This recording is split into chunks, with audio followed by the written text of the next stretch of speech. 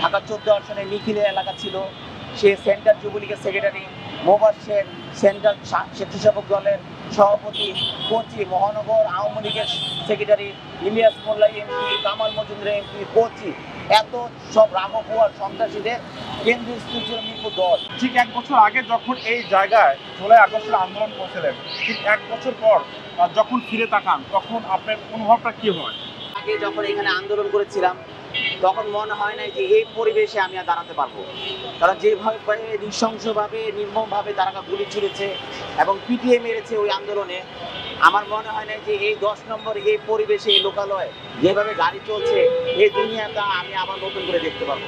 এই পয়েন্টগুলো আপনার জুলাই আগস্ট আন্দোলনে ব্যাপক ভূমিকা রেখেছিলেন, সেই সময় আপনি কোনো হামলা এবং আহতের শিকার হয়েছিল কিনা? অবশ্যই আহত শিকার হয়েছিলাম, আমাকে স্পিনটা লেগেছে অনেকগুলি, মাথা এখনো অনেক স্পিনটা বহন করছি এবং আমার সাথে থাকা এই জুলাই আগস্ট আন্দোলনে আমার সাথে থাকা 7জন যুবদলের নেতা কর্মী এবং নিহত হয়েছে এবং অসংখ্য যুবদল নেতা কর্মী আহত হয়েছে এই স্পটেই।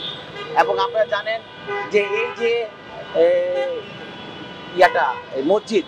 মসজিদে মাইকে অ্যানাউন্স করে আমি প্রতিদিন, আমাকে বিএনপি ভারপ্রাপ্ত চেয়ারম্যান জনাব তারেক রহমান এই এলাকায় আমাকে দায়িত্ব দেওয়ার পর আমি প্রতিদিন এসে মাইকে অ্যানাউন্স করে এই স্পটে সাধারণ মানুষদেরকে জড়ো করতাম, তারপর আমরা আন্দোলনে নামতাম। এবং আন্দোলনে নামার পরিপ্রেক্ষিতে দেখা গিয়েছে এই যে স্পটটা আছে এই স্পটটা একটু পর আমরা দখল নিতাম, তার একটু পর আবার প্রশাসন এসে আওয়ামী লীগ যুবলীগ এসে এটা আবার তারা দখলে নিয়ে নিত। এইভাবে অনেকবার প্রত্যেক দিনে আমরা দখলে নিতাম। আমার যুবদলের নেতা কর্মী এবং জনতাও ছিল, ছাত্র জনতাও ছিল, সবাইকে ঐক্যবদ্ধ করে এই স্পোর্টটা দখলে নিতাম। তারপর দেখা যায় যে তারা আবার পুলিশ ছুটতে তারা স্পোর্টে দখলে নিত। এই করে লাস্টে যেদিন দেখা যায় 4ই আগস্ট লাস্টের দিন, সেদিন সারা বাংলাদেশ যখন যুদ্ধহত পরিবেশ, সকাল 11টা 12টার দিকে সারা বাংলাদেশ যখন জয় করেছে ছাত্র জনতা মিলে, তখন দেখা যায় এই স্পোর্ট তখন পর্যন্ত কিন্তু স্বাধীন হয় নাই। এই স্পোর্ট স্বাধীন করতে আমাদের সন্ধ্যা লেগে গেছে এবং সেদিন আমাদের অসংখ্য নেতাকর্মীরা মারা গিয়েছে এই স্পোর্টে, এই পুলিশ এবং এই আওয়ামী লীগ দুষ্কৃতকারীদের হামলায়। আন্দোলন সফল হওয়ার পর আপনার ছবি, ব্যানার পিস্টন এবং আপনার গ্রাফিতি এই মিরপুর এলাকার বিভিন্ন জায়গায় ছড়িয়ে ছিটিয়ে রয়েছে, এই দৃশ্যটা আপনার কাছে কেমন মনে হয়? আসলে এই বিষয়টা আসলে আমার দেখেও আমার ভালো লাগে যে এই যে গ্রাফিক ডিজাইন আমার স্মরণে এবং এই শহীদদের স্মরণে যে করা হয়, আমি না থাকলে হয়তো ওইভাবেই করা হতো, কারণ আমি গেছি থাকা অবস্থায় আমি গ্রাফিকের ডিজাইন দেখে আমার ভালো লাগে যে জাতীয়তাবাদী দলের একজন সাধারণ কর্মী হয়ে যে আমার এই স্থান আমার জায়গা হয়েছে, এটা আমার দলের জন্য, আমার নিজের জন্য, দলের জন্য, মানে আমার নিজের কোনো মনে হয় যে না একটা গ্রাফিক আমার স্থান এখানে পেয়েছে। আমার বিএনপি ভারপ্রাপ্ত চেয়ারম্যান জনাব তারেক রহমান যখন 16ই জুলাই উনি এখানে আমাকে দায়িত্ব দিয়েছেন যে মিরাজ তুমি 10 নম্বরটা তুমি দেখবে। আপনারা জানেন যে 10 নম্বরটা একটা ডেঞ্জারাস জোন ছিল, এখানে ওই অবৈধ ভোটে এমপি ঢাকা 14 আসনে নিখিলের এলাকা ছিল, সে সেন্ট্রাল যুবলীগের সেক্রেটারি, মোবাশ্বের সেন্ট্রাল স্বেচ্ছাসেবক দলের সভাপতি, কোচি মহানগর আওয়ামী লীগের সেক্রেটারি, ইলিয়াস মোল্লা এমপি, কামাল মজুমদার এমপি, কোচি, এত সব রাঘবপুয়ার সন্ত্রাসীদের কেন্দ্রীয় স্থির ছিল মিরপুর 10। এদেরকে এত অস্ত্রের বিপক্ষে ইটা দিয়ে এবং গোলাইল দিয়ে যে প্রতিহত করে আমরা দখলে নিয়েছি, এটাই আমাদের বিএনপি ভারপ্রাপ্ত চেয়ারম্যানের অনুপ্রেরণায় আমি এই সাহসটা পেয়েছি।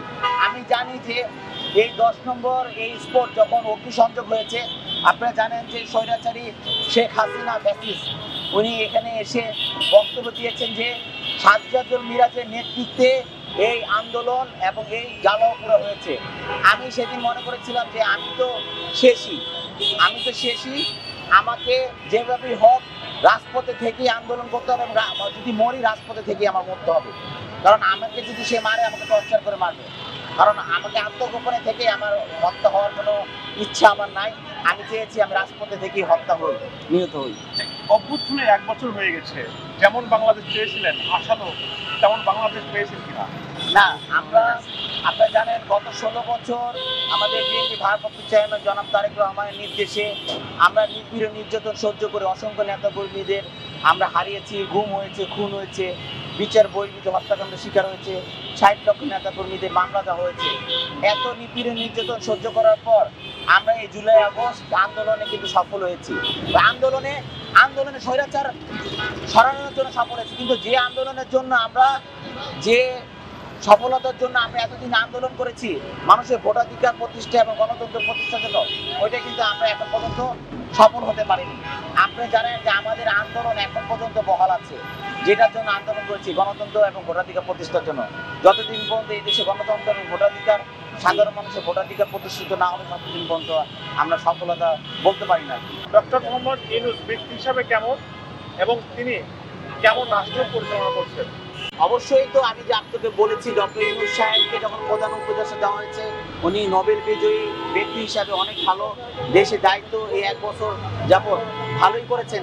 কিন্তু আইন শৃঙ্খলাটা কেমন অবনতির দিকে গিয়েছে, এবং যেটা সবচেয়ে বেশি বিষয় যে গণতন্ত্র এবং মানুষের ভোটাধিকার প্রতিষ্ঠা, এটা উনি করে দেন। মানুষের ভোটাধিকার প্রতিষ্ঠা করতে আমি আশা করি যে বিশাল জনগোষ্ঠী একটা দেশ, গণতান্ত্রিক আমি মানুষ এই সফলতা অর্জন করবে বলে আমি আশা করি। আন্দোলনের আগে ভাবিনি যে ডক্টর ইউনূস সাহেব প্রধান উপদেষ্টা হবে, কিন্তু আন্দোলনের পর যখন দেখেছি ডক্টর ইউনূস সাহেবকে প্রধান উপদেষ্টা দেওয়া হয়েছে, আমরা গর্বিত হয়েছি যে না, একটা নোবেল বিজয়ী ওনাকে দেশে দায়িত্ব দেওয়া হয়েছে, উনি এইবার হয়তো দেশটা ঠিক হবে।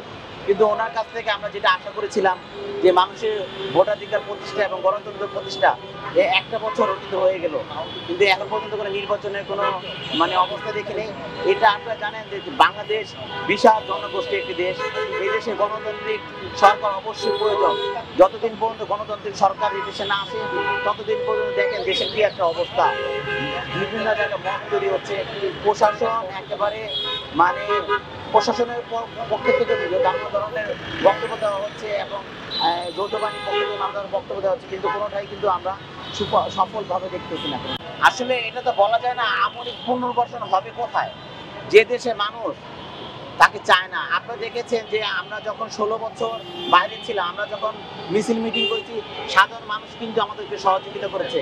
একটা মার্কেটে যখন পুলিশ আমাদেরকে ধাওয়া করেছে, একটা মার্কেটে যখন আমরা গিয়েছি, সাধারণ মানুষ আমাকে চেক করেছে, তারপর অনেক প্রশাসনের লোকজনও চেক করেছে। দেখা যায় যে এখন যে আওয়ামী লীগের যে অবস্থা, আমরা তো প্রতিরোধ করি না, প্রতিহতও করি না, সাধারণ মানুষ দেখেছে যে তাদেরকে প্রতিহত করতেছে। তারা কোথায় পুনর্বাসন করার সুযোগ কোথাও অবস্থায় নাই মনে করি।